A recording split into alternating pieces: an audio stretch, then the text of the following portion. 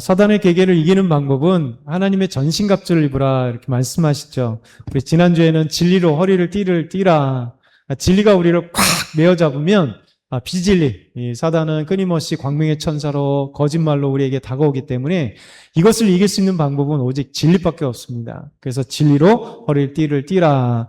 오늘은 호심경을 붙이라는 거예요. 의의 호심경을 붙여라. 그러니까 사도 바울은 이제 로마 병사들의 그 갑옷을 예를 들면서 지금 하는 거기 때문에 이 호신경이라고 하는 것은 뭐냐면 이 가슴에 옛날에 흉배라고 했죠. 가슴에 딱 보호하는, 가슴을 보호하는 것입니다. 그래서 의란 무엇인가? 의의 호신경을 붙이라고 했기 때문에 의가 무엇인가라는 것이죠. 의는 자기 의가 아닙니다. 많은 사람들이 자기 의가 있어요. 그러니까 당신은 죄인입니다. 그러면 싫어하죠. 왜냐하면 나는 정직하게 살았고 의롭게 살았고 나는 법 없이도 살만한 사람이고 거기에 안에는 뭐가 보통 다 들어가 있냐면 자기의예요. 그러니까 자기는 항상 옳다고 생각하는 거예요. 자기는 옳다고 생각해요. 그러니까 부부싸움도 왜 일어날까요? 나는 옳은데 당신이 틀려 이거잖아요. 항상 자기의가 여기 안에 있어요. 그리고 대부분의 사람들이 보이지 않는 윤리적인 의가 있어요. 그러니까 윤리적인 의는 그러니까 자기가 완전히 옳아서가 아니라 보이지 않는 상대적인 의가 자기 안에 깔려 있는 거예요.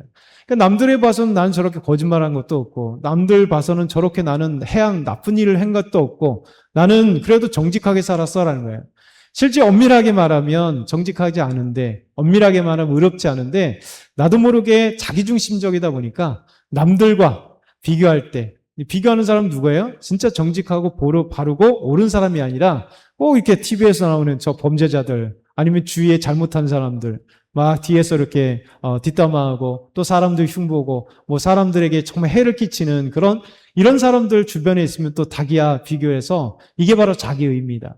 근데 하나님께서는 우리에게 말씀하시기를 이 자기의가 신앙생활의 가장 무서운 적이라는 거예요.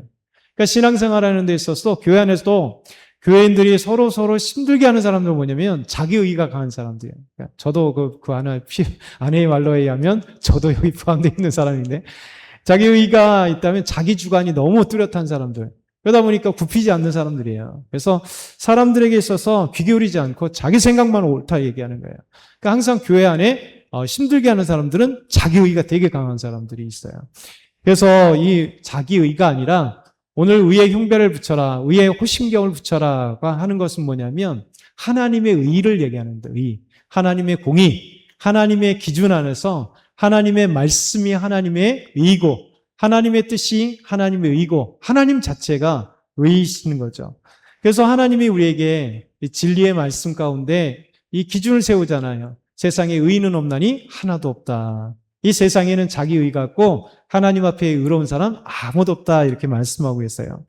그러면서 왜 하나님께서 의의 호신경을 붙여라 이렇게 얘기하냐면 당시에 고대 이 유대인들의 사상 가운데는 어떤 사상이 있었냐면 사도 바울도 모습은 로마 병사의 그 갑옷을 통해서 하나님의 전신갑주를 입어라 하나님의 그 갑옷을 입어라 이렇게 표현하면서 한 가지 설명할 때 그 속에는 뭐냐면 유대적인 생각들을 갖고 있는 거죠. 그래서 비유를 통해서 예를 들어가는 것이죠.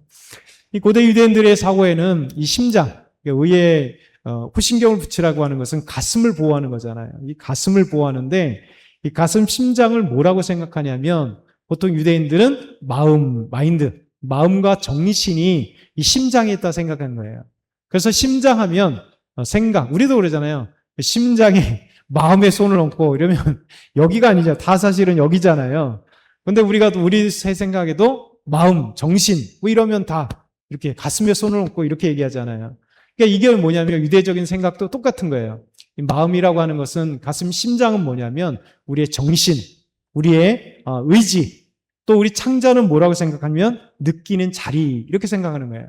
그러니까 정신이나 아니면 의지 그리고 느끼는 자리가 이 몸에 있다 생각하는 거예요. 몸을 딱 지킨다는 건 뭐냐면 너희의 마음을 지키고 너희의 의지를 지키고 너희의 느끼는 느낌 그런 어떤 그것들을 지켜라 라고 하는 거죠.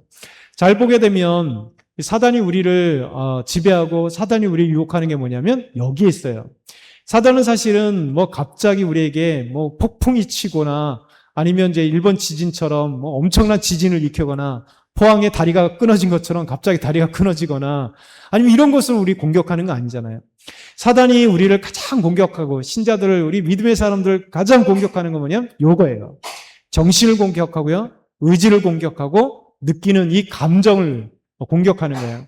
그래서 사도 바울은 뭐라고 얘기하냐면 하나님의 의를 가지고 우리의 이 정신과 의지와 마음, 그렇죠? 이것을 꽉 지키라는 거예요. 그래서 사단은요, 끊임없이 거짓 가르침과 거짓 원리, 거짓 정보들로 우리를 막 흔들어 버립니다. 우리의 마음을 흔들어 버리고요. 우리의 그 길을 혼란스럽게 만들고 또 감정을 막 치우치게 만드는 거죠. 사람이 오니까 감정 때문에 제일 문제잖아요. 어떤 사람은 뭐 얘기만 들으면 갑자기 푹 올라오는 사람도 있잖아요. 감정 폭발. 그래서 사람들이 가장 힘든 게 뭐냐면 감정을 제어하지 못할 때, 그렇죠? 감정을 제어하지 못할 때. 그러니까 사단은 우리의 이 마음들, 잘못된 정보들, 잘못된 지식들, 잘못된 것들을 다 우리에게 줌으로써 우리의 의지를 잘못된 길로 가게 만들고 우리의 마음을 잘못된 길로 가게 만들고 우리의 감정을 막 회오리치게 만들어서 이게 정신없게 만드는 거예요. 사단은 끊임없이 사람의 이 마음들, 의지들, 이 감정들을 막 회무러치는 거예요. 사실 사람이 가장 문제가 거기 있는 거잖아요. 저와 여러분도 마찬가지잖아요. 어떤 문제가 생각하면 잘 생각해 보면 흔들 일이 아닌데도 불구하고 첫 번째 뭐예요? 우리 의지가 꺾여 버리는 거잖아요. 우리 마음이 막 혼란스럽게 되는 거예요. 내 감정이 막 휘몰이치는 거예요. 그래서 사람들이 가장 그 감정의 문제 때문에 사람은 감정이 한번 잘못되면 사람은 잘못된 길을 선택할 너무 많습니다. 그러니까 아무것도 아닌데 감정 훅 해버리면 그래서 이 감정에서 사단이 그렇게 우리를 유혹하는 거예요. 하나님의 말씀을 지켜야 되겠다는 의지와 생각과 감정이 있다가도 이런 순식간에 길가에 뿌린 씨앗처럼 이 바위 가운데 뿌려지고 옥토같이 아닌 가시덤불에 뿌려진 씨앗들처럼 세상의 유혹과 재리의 그 욕심들 그리고 뿌리가 깊지 않은 믿음으로 사단이 그걸 먹어버리던 이런 것이 다 이 사단이 하나님의 말씀을 지키지 못하도록 우리의 의지를 꺾어버리고 우리의 마음들을 꺾어버리고 우리의 감정을 꺾어버리는 거예요. 잘 생각해 보세요. 교회 오면 무엇을 받기를 원해요? 막 은혜 받기를 원하죠. 은혜를 받는 게 뭐라고 생각하냐면 감정. 뭐 말씀 들으니까 막 뜨거워져. 뭐 기도하니까 막 마음에 뜨거워지고 기뻐. 찬양을 부르니까 막 내 마음속에 있었던 그 오래된 아니면 지금 힘든 그런 것들을 타치해 주는 것 같아서 막 마음이 힘을 얻고 막 위로가 되고 뭐에 다 감정이에요. 이것도 하나의 은혜지만 이게 전부가 은혜가 아니라는 거예요. 사실 은혜란 뭐냐면 하나님이 우리와 함께 하심을 느끼는 거예요. 아는 거예요.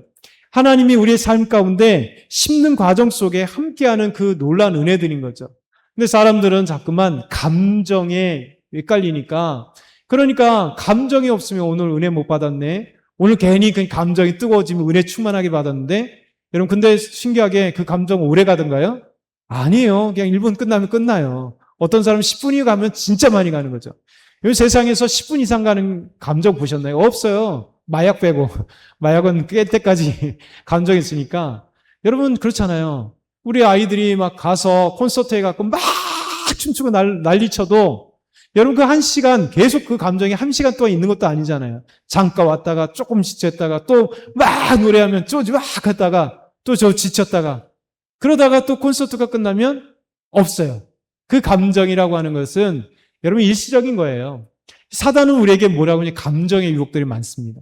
신앙생활하는 데 있어서 이 감정의 기복을 따라서 그게 마치 감정에 쭉 처지면 신앙생활 못하는 것 같고 감정이 괜히 기쁘면 막 신앙생활 엄청 잘하게 이게 거짓된 정보로 갖고 있는 거예요.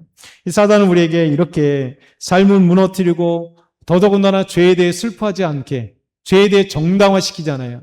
여러분 의지를 꺾어버리는 거예요. 의지가 죄에 대해서 슬퍼하는 의지가 우리 안에 있어야 되는데 사단은 그 죄에 대해서 슬퍼하지 않게 하는 죄의 양심에 이 화인받은 자들을 만들어가지고 사단은 그렇게 만드는 거예요.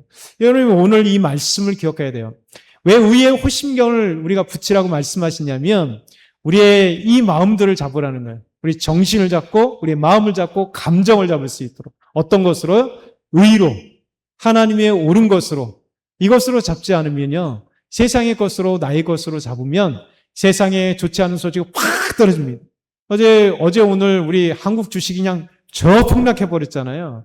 아마 수많은 사람들이 막 그 눈물에 눈물, 오늘도 10% 떨어졌죠. 어제도 10% 떨어졌죠. 그래서 이틀만 해도 20% 떨어지면 어마어마한 거예요. 그러면 아마 정말 많은 사람들, 저도 마찬가지고 정말 많은 사람들이 슬픔에 눈물을 흘릴 거예요. 여러분도 마찬가지예요. 이 나라 이렇게 보면 경제가 쉬워지는 경우가 아니잖아요. 그럼 경제를 보면 막 한숨부터 나오게 되는 거죠. 여러분, 얼마나 많은 사람들이 이 마음들이 졸여지고 힘든 이 환경에 의해서 사단은요, 우리에게 그런 것에 계속해서 주의하게 만들고 빠지게 만들고 넘어지게 만드는 거예요. 우리가 다시 회복할 거 뭐냐면 하나님의 의로 우리의 마음을 잡아서 어떤 상황이라도 일으킬 수 있는 마음, 하나님이 반드시 도우실 거예요. 여러분의 삶 가운데 저도 마찬가지고 여러분과 우리 모든 믿음의 사람들 다 마찬가지입니다. 예수 믿던 안 믿던 모든 사람들이 수많은 문제 가운데 우리가 해결할 수 없는 문제들이 많아요. 근데 우리가 하나님 믿는다는 게 뭐예요? 분명히 눈으로는 아무것도 해결될 수 없어요. 근데 우리가 할 수 있는 건 뭐냐면 기도예요, 기도. 하나님께 맡기고 하나님을 믿는 사람에게 반드시 하나님 함께 하시고 인도하시고 그 역사하실 것을 믿기 때문에. 여러분, 믿음의 사람들 보세요. 만약에 그것이 없다면 요셉의 그 삶의 스토리를 볼 때 요셉은 절망스러운 사람이고 가장 한심스러운 사람일 거예요. 근데 놀랍게도 그 한심스러운 상황 가운데서도 하나님이 함께 하시잖아요. 다윗도 그 한심스러운 상황 가운데 하나님이 함께 하시잖아요. 그러니까 우리가 전체 삶의 스토리를 아니까 결론적으로 딱 요약하면 오늘 새벽의 말씀처럼 40년의 시간을 딱 요약하니까 하나님이 그들에게 은혜를 베푸셨고 하나님이 함께 하셨고 하나님이 그들의 모든 것을 부족함 없이 채워준 건데 그 삶을 나눠보면 여러분 얼마나 많이 저 아래까지 떨어졌다가 저 위까지 올라갔다. 이런 것들이 얼마나 반복되었어요. 그래서 우리는 한 가지 기억해야 돼요. 우리 삶에 어려움이 분명히 있습니다. 그리고 때로는 기쁜 일이 있습니다. 이것 때문에 일비하지 말라는 거예요. 하나님은 그럴 때마다 눈물을 흘려 기도하면서 하나님의 은혜를 간구하고 하나님 인도하실 걸 간구하고 하나님 반드시 믿는 자의 기도를 응답하신다. 하나님 반드시 우리의 삶을 이끌어 가신다. 비록 우리가 암울한 안개 속을 걷는 것 같아서 앞도 안 보이고 그렇지만 어느 순간에 하나님은 아침하게 싹 걷어가듯이 우리의 믿음 가운데 하나님께서 우리를 인도하세요. 그래서 하나님 붙들어야 돼요. 하나님 꼭 붙들어서 우리 삶 가운데 인도하시길 소망합니다. 우리 이 시간에 하나님 찬양 드리면서 뜨겁게 하나님 앞에 기도 드리겠습니다. 나중에